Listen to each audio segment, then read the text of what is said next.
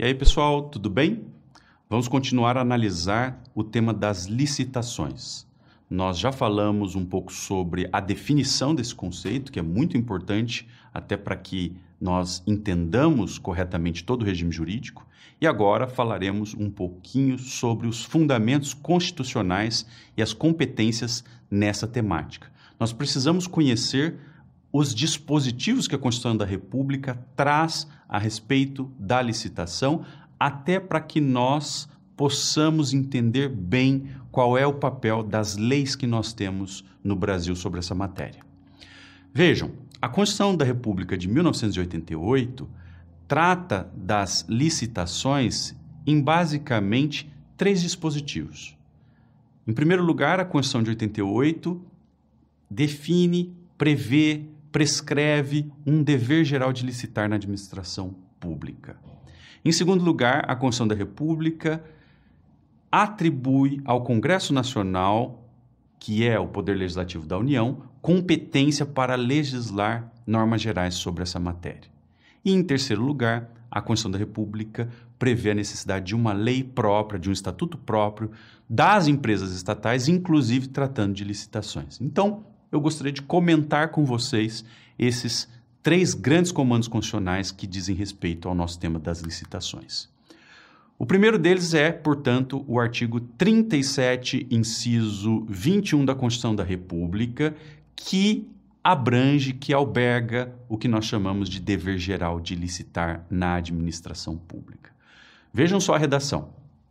Ressalvados os casos especificados na legislação, as obras, os serviços, as compras e alienações serão contratados mediante processo de licitação pública que assegure igualdade de condições a todos os concorrentes, com cláusulas que estabeleçam obrigações de pagamento mantidas as condições efetivas da proposta nos termos da lei, o qual somente permitirá as exigências de qualificação técnica e econômica indispensáveis à garantia do cumprimento das obrigações. Esse inciso é bastante amplo, mas vamos explorá-lo em mais detalhes. Vejam, esse inciso deixa muito claro que sempre que a administração busca uma pessoa física ou jurídica que fornecerá bens, que prestará serviços, que edificará obras em favor da administração pública, é preciso que se faça a licitação. Então, a licitação serve para escolher essas pessoas físicas ou jurídicas que prestarão serviços, que fornecerão bens, que edificarão algo para a administração. Além disso, como eu já comentei na aula sobre a definição do conceito, a licitação também serve para escolher uma pessoa que adquirirá um bem alienado pela administração ou até mesmo se beneficiará da outorga de uso de um bem público. Tá certo? Então, essa é a ideia aí dada pelo artigo 37, inciso 21. A licitação é um processo de escolha, é um processo administrativo, um processo público de escolha das pessoas físicas ou jurídicas que firmarão esses contratos com a administração pública. E também diz esse inciso que a licitação, em última instância, serve para que se faça uma escolha competitiva e objetiva. É por isso que o artigo 37, inciso 21, se refere à igualdade de condições a todos os concorrentes. É preciso que a administração pública dê chances a todos os interessados de celebrar um contrato com órgãos públicos, com entes estatais. Tá certo?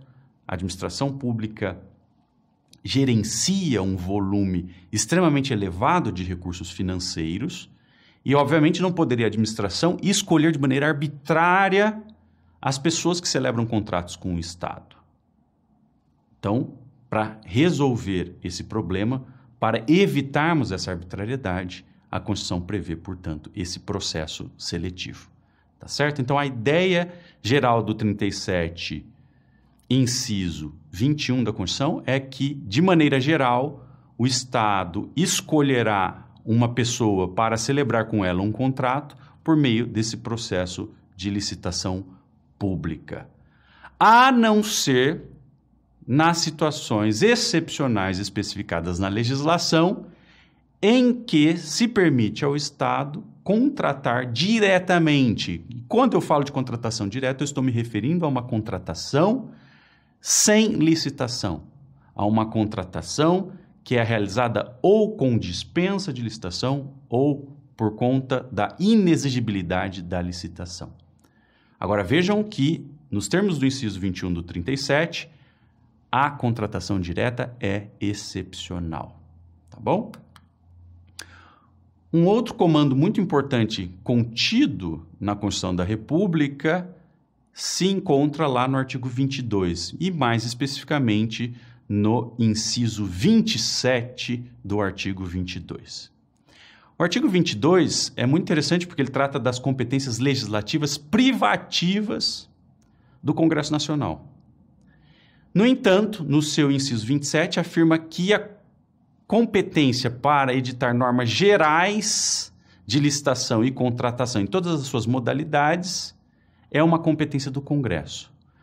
Vejam, isso é um pouco estranho pelo seguinte fato. Quando nós falamos de normas gerais, nós pensamos imediatamente na competência legislativa concorrente do artigo 24. É o artigo 24 que trata de legislação concorrente, de competência legislativa concorrente, na qual a Constituição prevê que o Congresso editará normas gerais. No entanto, o artigo 22 trata de competência legislativa privativa. E aqui, estranhamente, aparece a figura das normas gerais. Então, vejam, é estranho, né, o 22 falar de normas gerais. Tá? Esse dispositivo parece um pouco mal inserido dentro do artigo 22. Bom, de todo modo, o que nós devemos entender é o seguinte: o Congresso Nacional, que é o poder legislativo da União, edita as normas gerais de licitações e contratos. E os estados e municípios? Bom, os estados e municípios editarão as normas com o detalhamento das normas gerais. Sempre que o Congresso edita normas gerais, os estados e municípios podem também criar suas próprias leis para detalhar, para especificar aquelas normas gerais dadas pelo Congresso. Então, uma pergunta muito simples que é preciso ter em mente. É possível que estados e municípios tenham suas próprias leis de licitações?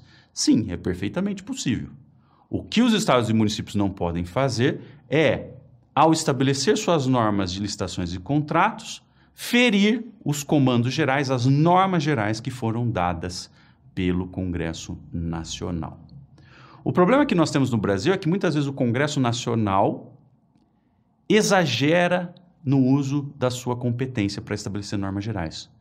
O Congresso Nacional, em vez de criar leis mais enxutas, leis com os comandos principais, na verdade, edita leis extremamente detalhadas. Então, a doutrina geralmente faz uma crítica muito intensa ao Congresso, pelo fato de que o Congresso no Brasil, tradicionalmente, tem criado leis de licitações que são extremamente detalhadas e, por conta disso, praticamente não sobra espaço de criatividade, espaço para inovação por parte dos estados e municípios.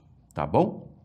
Também temos um segundo problema pelo fato de que nem sempre o Congresso deixa claro nas suas leis quais normas são gerais e quais normas são destinadas apenas à União. Porque, vejam, é possível que o Congresso edite normas gerais, que são normas nacionais, válidas para todos os entes, e também é possível que o Congresso edite apenas normas federais, direcionadas exclusivamente à União. Em matéria de licitações e contratos, nós temos um problema muito frequente. Por quê? Porque o Congresso não esclarece com precisão, em todas as leis, quais são as suas normas gerais e quais são as normas direcionadas apenas à União. Então, é frequente que um estado ou um município questione, eventualmente, uma norma da lei de licitações no sentido de dizer que aquela norma deveria ser direcionada apenas à União e não deveria ser uma norma geral, tá certo? Mas, enfim, fora dessa problemática, o que eu gostaria de destacar e que vocês mantivessem em mente é que cabe ao Congresso criar as normas gerais nessa matéria. O Congresso não é o único a legislar sobre isso, não é? Seu papel é apenas editar as normas gerais e isso significa que estados e municípios também podem criar suas leis, desde que respeitadas aquelas normas editadas no âmbito da União. Outro ponto importante aqui da Constituição da República. Vejam que o artigo 173, parágrafo 1º, inciso 3º, com a redação dada pela Emenda Constitucional número 19 de 1998, estabelece que o Congresso deverá criar uma lei contendo o estatuto jurídico das empresas estatais. Nesse conceito de empresas estatais, nós temos as sociedades de economia mista, as empresas públicas e as empresas controladas pelo Estado. Então vejam que essas espécies de empresa estatal devem ser regidas por uma lei própria, que nós já temos no Brasil, que é o Estatuto das Empresas Estatais, a Lei 3.303. E, por conta do mandamento constitucional, essa Lei 3.303 traz todo um regime licitatório próprio para as empresas estatais. Então vejam que, por força da Constituição, por força desse dispositivo, o artigo 173, parágrafo 1º, inciso 3º, a lei que cuida das empresas estatais deve também trazer normas sobre licitação e contratação de obras, serviços, compras, alienações. E, portanto, o nosso estatuto, a Lei 3.303, que é o Estatuto das Empresas Estatais, traz essas normas concretizando essa previsão constitucional. Então, para as empresas estatais, nós teremos um regime jurídico de licitações e contratos que é diferenciado em relação a todo o restante da administração pública, a todas as outras entidades que formam a administração pública.